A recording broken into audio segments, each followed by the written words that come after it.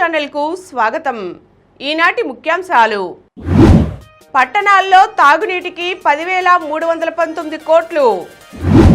మానవ హక్కుల పరిరక్షణకు హేమలత లవణం దంపతుల కృషి చిరస్మరణీయం. రాజధానిలో మలేషియా కంపెనీల పెట్టుబడులు. నాడు అంధకారం, నేడు ఉత్సవం ఉత్సాహం. వరద గుప్పిట్లో శ్రీకాకుళం జిల్లా. విజయ్ రష్మికల నిశ్చితార్థం. ఫిబ్రవరి 23 నుంచి ఇంటర్మీడియట్ పరీక్షలు. తెలుగు కళా వైభవానికి గిన్నిస్ రికార్డు. ప్రపంచ పటం నుంచి తుడిచిపెట్టేస్తాం, పాక్కు భారత ఆర్మీ చీఫ్ హెచ్చరిక. మెంతులతో ఆరోగ్య ప్రయోజనాలు ఎన్నో. ఈరోజు వార్తలను చూద్దాం. పట్టణాల్లో తాగునీటికి 10,319 కోట్లు. పట్టణాల్లో తాగునీటి సరఫరా వ్యవస్థ మెరుగుపరిచేందుకు అమృత్ 2.0 కింద ప్రభుత్వం చర్యలు తీసుకోనుంది. అందుకోసం 10,319.93 కోట్లతో ప్రతిపాదించిన 231 ప్రాజెక్టుల అమలుకు మంత్రివర్గం ఆమోదం తెలిపింది. సీఎం చంద్రబాబు అధ్యక్షతన సచివాలయంలో శుక్రవారం జరిగిన సదస్సులో తీసుకున్న నిర్ణయాలను సమాచార పౌర సంబంధాల శాఖ మంత్రి పార్థసారథి వివరించారు.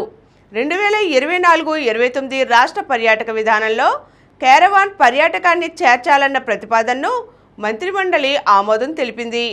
దీనివల్ల రాష్ట్రంలో కేరవాన్ పార్కుల ఏర్పాటుకు అవకాశం ఏర్పడుతుంది.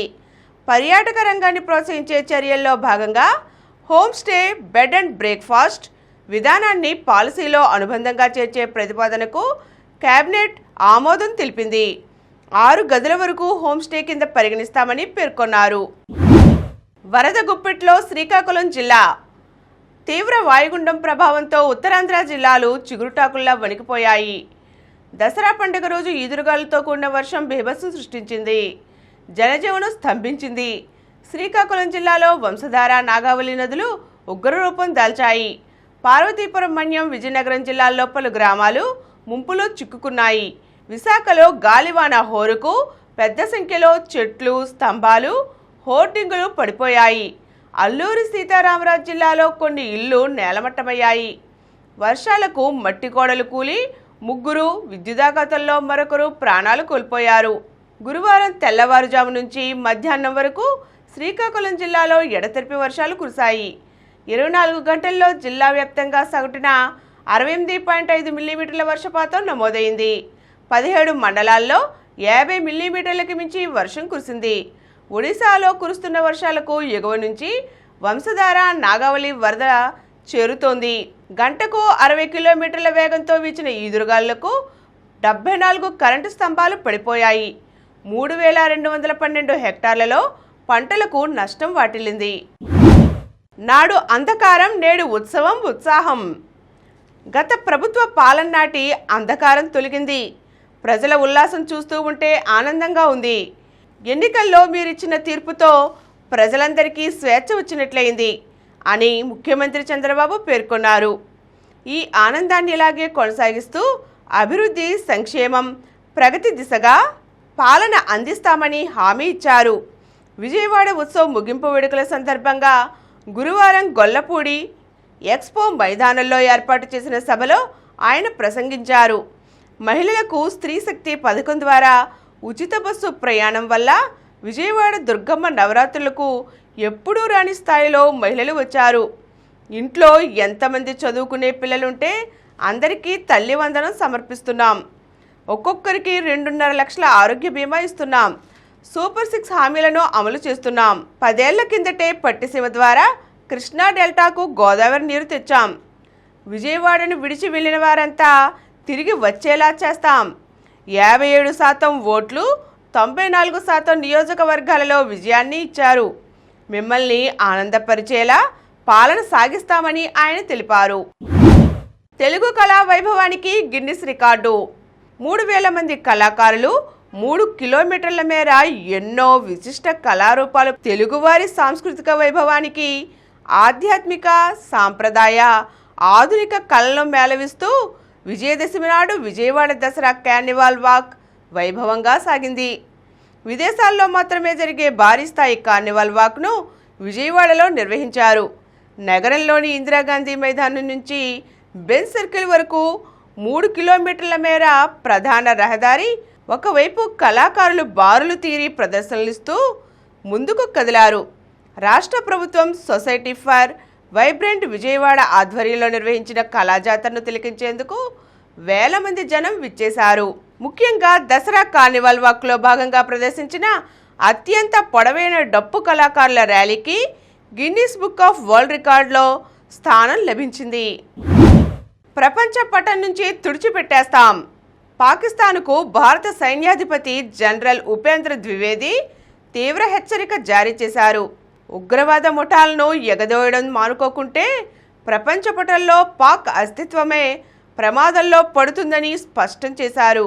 శుక్రవారం ఆయన రాజస్థాన్లోని అనూప్గఢ్లో సైనిక శిబిరాన్ని సందర్శించి జవాన్లను ఉద్దేశించి మాట్లాడారు. ఆపరేషన్ సింధూర్ను ఆయన ప్రస్తావించారు. పొరుగు దేశం తన తీరును మార్చుకోకుంటే ఆ ఆపరేషన్కు సంబంధించిన రెండో వెర్షన్ తీవ్ర స్థాయిలో ఉంటుందని సంకేతాలు ఇచ్చారు. భారత్ ఇప్పుడు పూర్తి సంసిద్ధంగా ఉంది. ఆపరేషన్ సింధూర్ 1.0 సమయంలో చూపిన సంయమనాన్ని ఈసారి మేము చూపలేకపోవచ్చు. ఈ దఫా ఒక అడుగు ముందుకు వేస్తాం. ప్రపంచ పటంలో కొనసాగాలా లేదా అని పాక్ ఆలోచించుకోవాల్సిన స్థాయిలో మా చర్యలు ఉంటాయి. ప్రపంచ పటంలో తన స్థానాన్ని కాపాడుకోవాలంటే ప్రభుత్వ ప్రాయోజిత ఉగ్రవాదాన్ని పొరుగుదేశం ఆపాలని ఆయన పేర్కొన్నారు. జాతీయ రహదారులకు క్యూఆర్ కోడ్లు. జాతీయ హైవేల పొడవునా ఆయా రహదారుల సమాచారం, అత్యవసర హెల్ప్లైన్ నంబర్లు తెలిసేలా క్యూఆర్ కోడ్లను ఏర్పాటు చేస్తున్నట్లు ఎన్హెచ్ఏఐ శుక్రవారం తెలిపింది. ఇవి సదరు రహదారుల ప్రాజెక్టుకు సంబంధించిన సమాచారంతో పాటు national highway number, highway chainage, project పొడవు వివరాలను తెలియజేస్తాయి. ఇందులో హైవే గస్తీ, టోల్ మేనేజర్, రెసిడెంట్ ఇంజనీర్ల నంబర్లు, అత్యవసర హెల్ప్లైన్ నంబర్ 1033 అందుబాటులో ఉంటాయని ఎన్హెచ్ఏఐ ఓ ప్రకటనలో తెలిపింది. దీనికి సంబంధించిన సైన్ బోర్డులను రహదారుల ప్రారంభ, ముగింపుల వద్ద, పక్కనున్న విశ్రాంత ప్రాంతాలలో, టోల్ ప్లాజాల దగ్గర ఏర్పాటు చేస్తారు. మానవ హక్కుల పరిరక్షణకు హేమలత లవణం దంపతుల కృషి చిరస్మరణీయం. సామాజిక రుగ్మతలను పారద్రోలి మానవ హక్కుల పరిరక్షణ, నిరాదరణకు గురైన సాంఘిక వర్గాల అభ్యున్నతికి హేమలత లవణం దంపతులు చేసిన కృషి చరిత్రలో చిరస్మరణీయంగా నిలిచిందని కర్ణాటక రాష్ట్ర హైకోర్టు న్యాయమూర్తి జస్టిస్ కె మన్మథరావు పేర్కొన్నారు. నేరస్థ జాతుల సంఘ సంస్కరణోద్యమం అర్ధ శతాబ్దం పూర్తి చేసుకున్న నేపథ్యంలో సంస్కార్ స్వచ్ఛంద సంస్థ ఆధ్వర్యంలో దివంగత హేమలత లవణం దంపతులు రచించిన పుస్తకాలను పునర్ముద్రించారు. ఈ పుస్తకాలను విజయవాడ నాస్తిక్ కేంద్రంలో జస్టిస్ మన్మథరావు గురువారం ఆవిష్కరించారు. మొదటి ప్రతులను నేరస్థ జాతుల అభివృద్ధికి కృషి చేస్తున్న గరిక ప్రభాకర్ రావుకు అందజేశారు. ఈ సందర్భంగా జస్టిస్ మన్మథరావు మాట్లాడుతూ అసాధ్యమనుకున్న సాంఘిక ఉద్యమాన్ని హేమలత లవణం దంపతులు తమ భుజాలకెత్తుకొని న్యాయ మార్గంలో నడిపించి విజయవంతం చేశారన్నారు. Prajasakti book house సంపాదకులు MVS Sharma, నాస్తిక కేంద్రం అధ్యక్షుడు డాక్టర్ జి సమరం, సంస్కార్ సంస్థ అధ్యక్ష కార్యదర్శులు హరిసుబ్రహ్మణ్యం, కొంపల్లి సుందర్లు, గోరా కుటుంబ సభ్యులు తదితరులు ఈ సదస్సులో పాల్గొన్నారు. ఫిబ్రవరి 23 నుంచి ఇంటర్మీడియట్ పరీక్షలు. ఇంటర్మీడియట్ పబ్లిక్ పరీక్షల షెడ్యూల్ను ఆంధ్రప్రదేశ్ ఇంటర్మీడియట్ విద్యామండలి కార్యదర్శి నారాయణ భరత్ గుప్తా శుక్రవారం విడుదల చేశారు. 2026 ఫిబ్రవరి 23 నుంచి మార్చి 24 వరకు ఇంటర్ ప్రథమ సంవత్సరం విద్యార్థులకు, ఫిబ్రవరి 24 నుండి మార్చి 23 వరకు ద్వితీయ సంవత్సరం విద్యార్థులకు ఉదయం 9 గంటల నుండి మధ్యాహ్నం 12 గంటల వరకు పరీక్షలు జరగనున్నాయని తెలిపారు. ఈ పరీక్షల పట్టిక తాత్కాలికమని, హోలీ, ఉగాది, రంజాన్ తదితర ప్రభుత్వ సెలవుల ఆధారంగా మార్పులు ఉండబోవచ్చునని పేర్కొన్నారు. విజయ్ రష్మికలకు నిశ్చితార్థం. నటుడు విజయ్ దేవరకొండ, నటి రష్మిక మందన పెళ్లిపీటలు ఎక్కనున్నట్లు తెలుస్తోంది. శుక్రవారం వీరి నిశ్చితార్థ వేడుక హైదరాబాద్లోని విజయ్ స్వగృహంలో 2 కుటుంబాల పెద్దలు, అత్యంత సన్నిహితుల సమక్షంలో జరిగినట్లు సమాచారం. వచ్చే ఏడాది ఫిబ్రవరిలో వివాహానికి ముహూర్తం కుదిరినట్లు తెలుస్తోంది. గీత గోవిందం, డియర్ కామ్రేడ్ చిత్రాల్లో కలిసి నటించిన విజయ్, రష్మిక కొన్నేళ్లుగా ప్రేమలో ఉన్నట్లు వార్తలు వినిపిస్తున్నాయి. దీనిపై ఇద్దరూ అధికారికంగా స్పందించకున్నా సామాజిక మాధ్యమాల్లో పంచుకునే పోస్టులతో పరోక్షంగా ఆ వార్తలకు బలాన్నిస్తూ వచ్చారు. ప్రస్తుతం వీరిద్దరూ రాహుల్ సంకృత్యాన్ దర్శకత్వంలో ఓ చిత్రంలో నటిస్తున్నారు. కారుణ్య నియామకం హక్కు కాదు. కారుణ్య నియామకాన్ని హక్కుగా డిమాండ్ చేయలేరని, దానికి అర్హత ఉండాలని హైకోర్టు స్పష్టీకరించింది. ఉద్యోగి కన్ను మూసినప్పుడు శాశ్వత అంగవైకల్యం బారిన పడి ఆదాయం ఆకస్మికంగా నిలిచిపోయినప్పుడు కుటుంబం ఆర్థిక ఇబ్బందులు ఎదుర్కోకూడదనే ఉద్దేశంతో కారుణ్య నియామక ఒప్పందానికి తీసుకువచ్చారని గుర్తు చేసింది. ఈ నియామకాల విషయంలో నిబంధనలు, మార్గదర్శకాలు విరుద్ధంగా వ్యవహరించడానికి వీల్లేదని పేర్కొంది.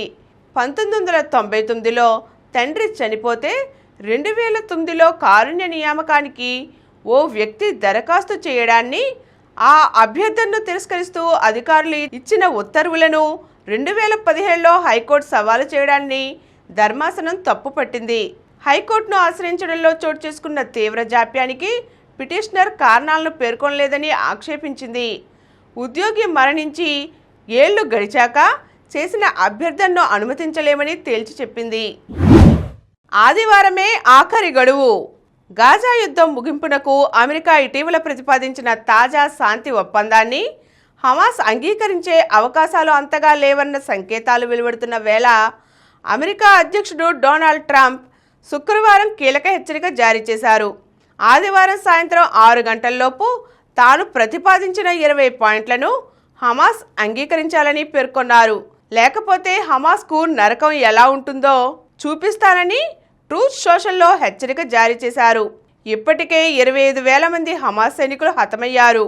మిగతా వాళ్ళెవరో మాకు తెలుసు, వారిని వెంటాడతాం. పశ్చిమాసియాలోని దేశాలన్నీ మా వెంట ఉన్నాయి. ఒప్పందంపై ఇజ్రాయెల్ సంతకం చేయనుంది. 3000 సంవత్సరాల తర్వాత పశ్చిమాసియాలో శాంతి నెలకొన్నుంది. బందీలందరినీ విడుదల చెయ్యండి. మృతి చెందిన వారి శరీరాలు కూడా అప్పగించండి. ఇదే హమాస్కు ఆఖరి అవకాశమని ట్రంప్ పేర్కొన్నారు.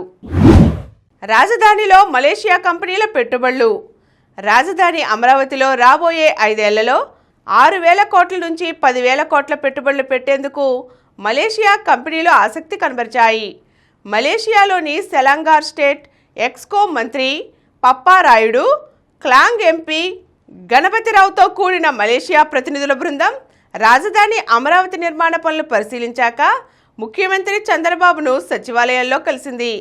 మలేషియాలో తెలుగు మూలాలున్న పారిశ్రామికవేత్తలకు చెందిన పలు కంపెనీలు ఏపీలో పెట్టబోయే పెట్టుబడుల ప్రణాళికలను ఆ బృందం వివరించింది.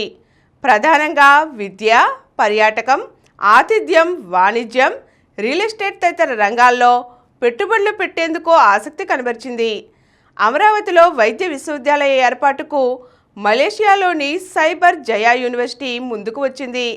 5 స్టార్ హోటల్ ఏర్పాటుకు బెర్జియా గ్రూప్ సంసిద్ధతను వ్యక్తం చేసింది.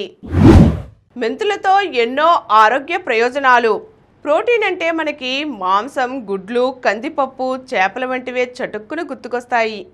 అందుకే జిమ్కి వెళ్ళేవాళ్ళు, వ్యాయామాలు చేసేవాళ్ళు కూడా ఆరోగ్యకరమైన ప్రోటీన్ కోసం వీటిని ఎక్కువగా ఎంచుకుంటారు. కానీ ఆశ్చర్యకరంగా కండబలం కోసం మెంతుల్లోని ప్రోటీన్ వీటన్నిటికంటే ఎక్కువ మేలు చేస్తుందని అంటోంది ఫుడ్ సైన్స్ జర్నల్ కథనం. మెంతి గింజల్లో పుష్కలంగా ఉండే ప్రోటీన్, పీచు, మెగ్నీషియం సమ్మేళనం కండబలానికి ఎంతగానో సహకరిస్తుందట. వ్యాయామం చేసిన తర్వాత అలసి గాయపడిన కండరాలు రిలాక్స్ అవ్వాలన్నా, గాయాల నుంచి తిరిగి వేగంగా కోలుకోవాలన్నా మెంతులు ఎంతగానో సహకరిస్తాయి. అలాగే మెంతుల్లోని అమైనో ఆమ్లాలు కండరాల నియంత్రణకు ఉపయోగపడతాయట. బాలింతలు మెంతులతో చేసిన టీ తాగడం వల్ల పిల్లలకు పాలు సమృద్ధిగా పడతాయి. వాళ్ళ బరువు కూడా తగినంతగా ఉండి ఆరోగ్యంగా ఎదుగుతారని పరిశోధకులు చెబుతున్నారు. మెంతులు చేదుగా ఉండే మాట నిజమే అయినా తాలింపులు, పచ్చళ్ళ రూపంలో వీటిని చేర్చుకున్నా అనేక ప్రయోజనాలు పొందవచ్చునన్నమాట. ఇప్పుడు కొన్ని సంక్షిప్త వార్తలు చూద్దాం. ఆకాశమే హద్దుగా విమానయాన రంగం విస్తరణ. 2030 నాటికి 50 కోట్లకు చేరనున్న ప్రయాణికులు. ఏపీ మంత్రి లోకేష్తో ఎయిర్ బస్ చర్చలు ఫలప్రదమైనట్లు భావిస్తున్నానని కేంద్ర మంత్రి రామ్మోహన్ నాయుడు ప్రకటన. శతకాల మోత. సొంత గడ్డపై 10 నెలల విరామం తర్వాత టెస్ట్ మ్యాచ్ ఆడుతున్న టీమిండియా ఘన విజయానికి రంగం సిద్ధం చేసుకుంది. వెస్టిండీస్తో 2 టెస్టుల సిరీస్ తొలి మ్యాచ్లో భారత్ ఆధిక్య స్కోరు దిశగా దూసుకు వెళుతోంది. మొదటి రోజు సిరాజ్ 4 వికెట్లు, జస్ప్రీత్ బుమ్రా 3 వికెట్లు, కులదీప్ యాదవ్ 2 వికెట్ల విజృంభణతో విండీస్ను 162 పరుగులకే కుప్పకూల్చింది. రెండో రోజు ఆట చివరికి తొలి ఇన్నింగ్స్లో 5 వికెట్లకు 448 పరుగుల భారీ స్కోర్ను సాధించింది. మీరా వెండి వెలుగులు. భారత weight lifting star Mirabai Chanu మెరిసింది. ప్రపంచ ఛాంపియన్షిప్లో రజతంతో సత్తా చాటింది. మహిళల 48 కేజీల విభాగంలో స్నాచ్లో 84 కేజీలు, క్లీన్ అండ్ జర్క్లో 115 కేజీలు ఎత్తిన మీరా మొత్తంగా 199 కేజీలు లిఫ్ట్ చేసి రెండో స్థానంలో నిలిచింది. నిషాద్ సిమ్రన్ పసిడి మెరుపులు. ప్రపంచ పారా అథ్లెటిక్స్లో భారత అథ్లెట్లు నిషాద్ కుమార్, సిమ్రన్ శర్మ అదరగొట్టారు. స్ఫూర్తిదాయక ప్రదర్శనతో పసిడి పతకాలు సొంతం చేసుకున్నారు. ధరంబీర్కు రజతం, అతుల్కు కాంస్యం దక్కాయి. దక్షిణాఫ్రికాపై ఇంగ్లాండ్ ఘన విజయం. మహిళల వన్డే ప్రపంచ కప్లో ఇంగ్లాండ్ ఘనంగా బోని కొట్టింది. స్పిన్నర్ల హవా సాగిన ఏకపక్ష పోర్లో 10 వికెట్ల తేడాతో దక్షిణాఫ్రికాను చిత్తుగా ఓడించింది. ప్రపంచ కప్లో నేడు శ్రీలంక వర్సెస్ ఆస్ట్రేలియా. మధ్యాహ్నం 3 గంటలకు కొలంబో వేదికగా మ్యాచ్ ప్రారంభం. మరిన్ని వార్తా విశేషాలతో రేపటి సమరం న్యూస్లో తిరిగి కలుద్దాం. Thank you. ప్రతిరోజు వార్తా విశేషాల కోసం అనతి కాలంలోనే 20 కోట్లకు పైగా వ్యూస్ సాధించిన సమరం ఛానల్ సమర్పించు సమరం న్యూస్ ఛానల్కు సబ్స్క్రైబ్ చేయండి, లైక్ చేయండి, మీ ఫ్రెండ్స్కి షేర్ చేయండి. అలాగే ప్రక్కనున్న గంట సింబల్ని ప్రెస్ చేయడం మర్చిపోకండి.